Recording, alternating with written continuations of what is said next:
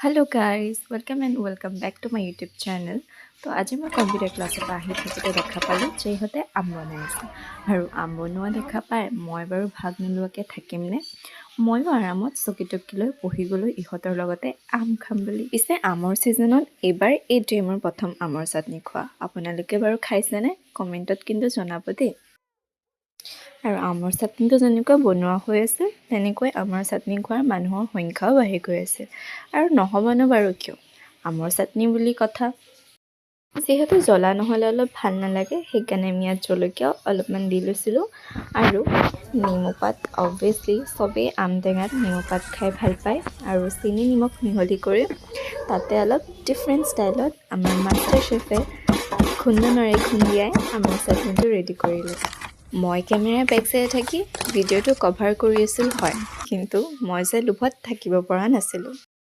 আৰু এয়া আমাৰ বাইদেৱে টেষ্ট কৰি আমাক জনালে যে আমৰ চাটনিটো খুব টেষ্টি হৈছে আৰু আমি চবকে তেনেকৈ ভগাই দিব ল'লোঁ আমৰ চাটনিটো। আৰু মই যে একদম লোভৰ পানীত থাকিবই নোৱাৰা হৈছোঁ।